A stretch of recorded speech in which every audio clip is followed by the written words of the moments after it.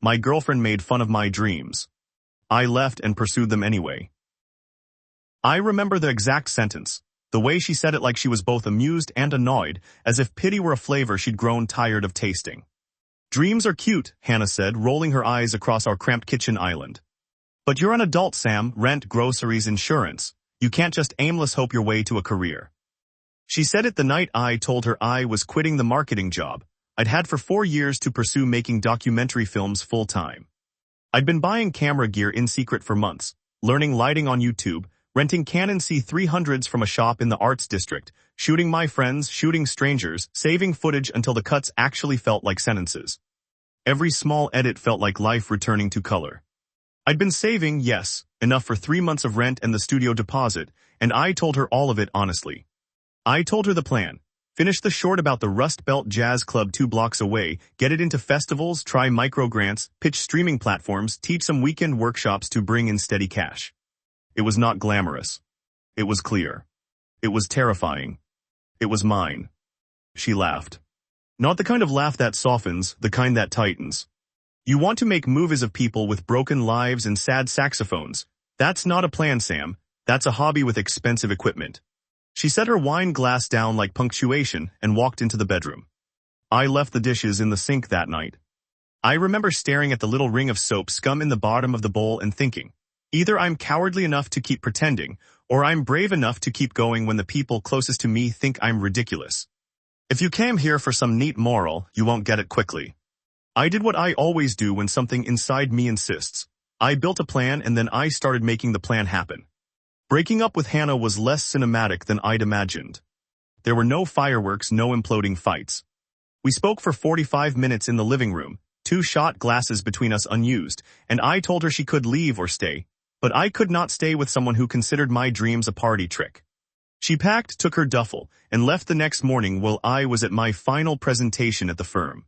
She texted, "Good luck with your sad documentaries," and that was that. The first paycheck I didn't cash was like walking into winter. Suddenly the cold was there and I had to build a coat. My savings covered the deposit on a small studio, a converted storefront above a barista place on 12th Avenue, and a used Canon body, 2 lenses, and basic sound gear. I moved in with 1 suitcase and dreams crammed into camera bags. I cut my living expenses to the bone, oatmeal, late-night edits, streetlight walks. I taught 2 weekend classes at the community center in the first month to keep rent current. Students liked that I'd left a real job. It made me seem more interesting somehow. I started Blue Line Films mostly because I liked the name, liked the sound of it when I said it aloud. My first short, Blue Line, The Last Night at O'Malley's, was a 20-minute slice of a failing jazz bar, filmed over 6 nights with a man named Ray who blew a cornet like he breathed. The footage was honest and messy, and as any filmmaker knows, half the job is convincing strangers to let you intrude into their lives. The small successes were tiny. $500 from a local arts council grant, a few hundred more from a micro-patron on Patreon, the bar owner letting me screen the film in the empty room on a Monday night with 2 people and a stack of donated pizza. The festival rejections were many and righteous. Acceptance emails were precious. I learned the art of the pivot very quickly. When a festival declined Blue Line, one of the programmers wrote back, the kind of rejection that stings then warms because it's thoughtful. This is beautiful. It needs a different home. Consider community screenings and approach the music licensing carefully. You captured something real. I took that as a suggestion and scheduled screenings at community centers, neighborhood bars, and a homeless shelter.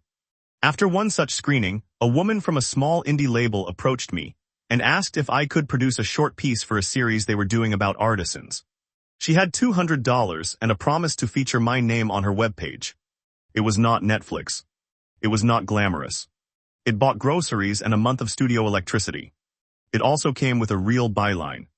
And then everything that could be practical about making art hit me like detritus. Taxes, invoices, the endless admin of being a small business owner. I discovered that being an artist is 30% inspiration and 70% paperwork. I learned to invoice without crying. There is a point in every underdog story where knockbacks collate into a nearly comprehensible form and whisper, "Give up." Mine arrived as a leak. It was March, a storm night. I'd been editing at 3 in the morning, headphones on, animating a lower third when water hissed down from the ceiling molding above the main table. The landlord was old school and kind.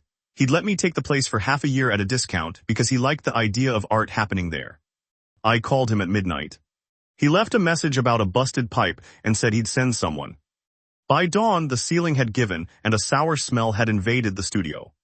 My camera cases had been left against the wall overnight, and the case containing my older lenses had a film of brown on the brass. Lenses fogged, foam ruined.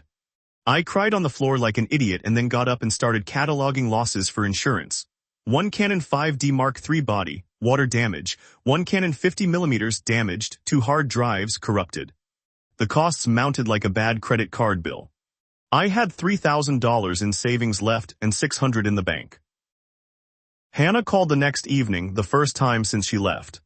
"Are you okay?" she asked in that tone people use when someone is not quite dead, but close enough that social niceties apply. I told her about the leak. She said, "Why don't you go back to corporate? You'll have perks, a 400 wonk stability. Do you want to be cold and damp in a storefront in the rain forever?" There it was again, the world of practical safety versus the world that feels like life. I wavered for 3 days. I told myself I was doing this for the art. But the bills look the same whether you're an artist or an accountant, and the landlord wasn't impressed by manifestos. If I had chosen the safe option then, this story would have been shorter, and probably more polite. I didn't. I scraped. I fixed what I could by selling off a beautiful old keyboard that had been a wedding gift, and I took on more film editing gigs, corporate event reels, humiliating, wedding montages, less humiliating than I expected. A few branded pieces for nonprofit fundraisers, soul healing because the nonprofits were kind people. One of the wedding couples loved my editing style and told their friend at a small production company in Portland. That friend knew someone who needed a documentary editor urgently when their original editor bailed. It wasn't my dream job, but it was a full-time contract for 3 months at a respectable rate. I took it, drove up for an interview and got it. The escape hatch was a lifeline. I'd be gone for 3 months but keep the studio. When you build a creative life, you take the gigs you can and you use the money to keep your vision breathing. 3 months away taught me a lot about how people make narratives in other people's lives. You'd be amazed how many production people have little rituals for getting centered. Certain playlists, coffee machines, green pens. I learned continuity on a sound stage and color grading until my eyes slipped.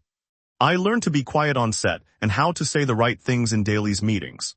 The contract brought money, discipline, and the sense that I could be useful to someone without altering who I was. I came back with a check big enough to replace the lenses and fix the worst damage. Back home, the studio felt different. Not just because of the new, dry ceiling, but because of a small group of people who'd started to come around. Neighbors who'd always liked the sound of someone editing at odd hours began to drop by with food. A woman 2 doors down who baked sourdough brought me a loaf and asked if I could film a short for the Historic Society. Ray the cornet player started a Monday night jam and let me film for free. I learned how tiny ecosystems form around being consistent and kind. It was around this time that a mid-level podcast host, Nia Torres, reached out. She'd seen a clip of Blue Line on a community Vimeo channel and wanted to interview me for a series on arts entrepreneurship. Nia had a following. The audio interview took an hour. The episode hit 50,000 downloads in 2 days. Her email said, "Your story made me cry and made me think you had something bigger than a sad jazz film. It felt necessary. Are you open to a feature?" That feature changed everything. People started to contact me with offers that weren't pity but interest. A small grant from a private foundation, a commission to make a short about a veteran-run woodworking shop, a note from a licensing company that offered to help clear music rights for Blue Line cheaply because the bar was community-based. I won't lie, I cried again. Not from the leak or the water or the money, but from the strange alchemy where the thing you make becomes something someone else needs. 2 years into Blue Line films, after nights of editing until my eyes blurred into horizontal lines, I submitted a short documentary to a festival that mattered to me. The festival was not Sundance. It was one of those regional festivals that programmers from bigger festivals sometimes read when they are bored. They accepted the film into a curated block on a Tuesday. The film screened with 4 others and the room was full. When the credits rolled, there was that tiny, warm sound, not applause, but a hum of recognition. A journalist from a city paper wrote a review comparing my documentary to the work of older filmmakers who took city life seriously. A streaming platform that curates micro-documentaries reached out. They offered a small licensing fee and a distribution deal that put the film in front of hundreds of thousands of viewers. That licensing fee was not life-changing, but it bought a new microphone, paid for location trips, and allowed me to hire a part-time assistant.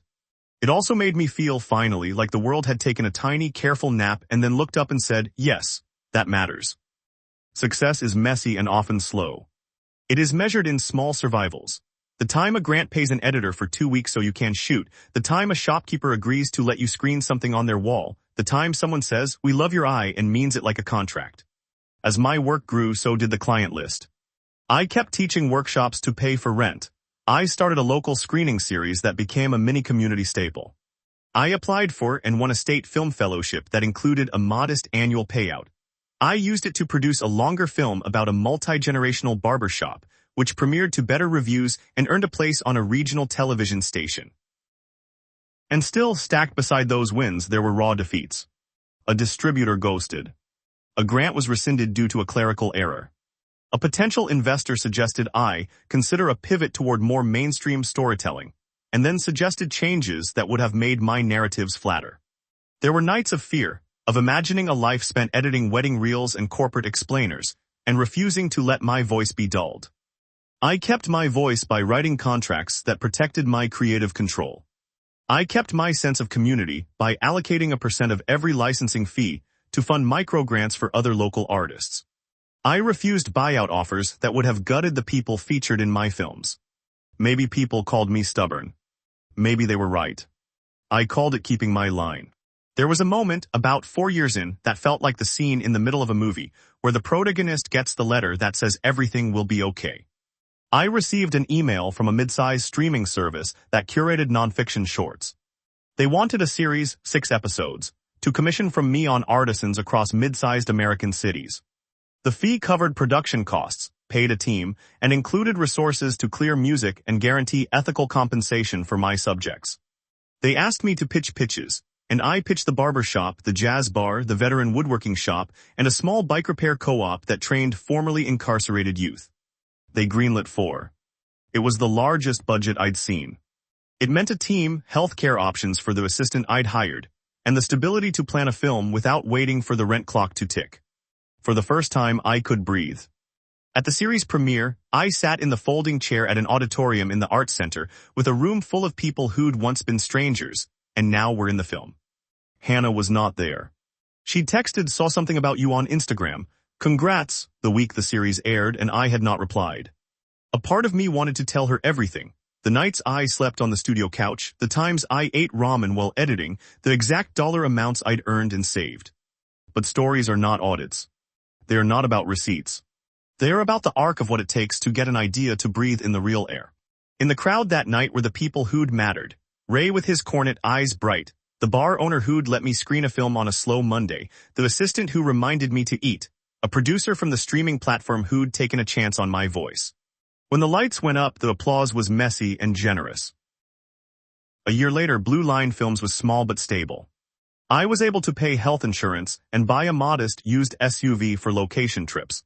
The studio had a proper sound-treated corner for interviews, a coffee maker that did not collapse under demand, and a shelf of reference books I loved. I hired 2 people part-time and set up a microgrant for artists in my neighborhood. The label's success felt less like a finish line and more like a set of doors that opened into other rooms that required work. Hannah and I met for coffee 6 months after the premiere. She had a different haircut, a waitressing gig, and a softness I hadn't seen when we were younger. She asked about the films in a way that suggested she'd actually watched them. I answered slowly and told her that the films were not made to impress exes but to be necessary for the people I filmed. She looked at me like she had finally seen me from the outside, and then she said, "I'm sorry." I laughed. I said, "You don't owe me that apology." She said, "No, I do." We did not get back together. There was no dramatic reconciliation. There is no arc that guarantees people rejoin in comfortable harmony. We had grown in different directions, and that was okay. What mattered most to me was not the parking lot conversation I had with Hannah. It was that I had built a life that was honest, that paid the rent, that allowed me to tell stories that mattered, and that included people who had been invisible before. My underdog to triumph arc wasn't a sudden overnight thing. It was a long set of small choices. The decision to replace lenses rather than replace a bed. The small micro-grants I gave to the first filmmakers who asked me for help. The insistence that the people who appear in my films be paid fairly. Triumph for me became less about being validated by major institutions, and more about being trusted by the people I filmed and by the small ecosystem that had grown around the studio. If you're skimming for a neat final line, here's one that's honest. People will laugh at your plans if those plans look fragile from the outside. Let them. Keep making the case to yourself every morning that what you do matters. Make small plans, earnable plans, the sort of things you can accomplish in a week or a month. Build a community that will show up for quiet screenings and bad pizza nights. Take the contracts that feed you and protect the contracts that shape you. And when the on-ramp emerges, that project, that commission, that festival slot, be in the habit of showing up with work that says quietly, I am still here. I wrote structure and beats into the Blue Line story, borrowing how other storytellers with similar arcs laid things out. Slow beginnings, a betrayal or dismissal, the grind of building a small business, a leak or failure that forces pivots, slow accumulation of small wins, and finally a larger platform that amplifies the work. Forms I'd seen in many true-to-life narratives. The pattern reminded me of other family and property revenge and triumph tales I'd read when I was researching structure and rhythm. Those examples, stories about keeping what's yours, about being underestimated and then proving the world wrong, helped me map the beats. 3 final, practical things I learned that didn't exist in the romantic part of the story, but which made the life sustainable. Budget like an engineer. Know your burn rate. If you don't know the number of months your savings will last, you will panic early and take poorly suited work. Know the number, then plan for 2 more months. Protect your work legally. Use simple contracts. Pay your subjects for time, and when possible sign location releases that do not exploit. Build reciprocity, not pity. Give small opportunities away when you can. Start a screening night. Teach a workshop.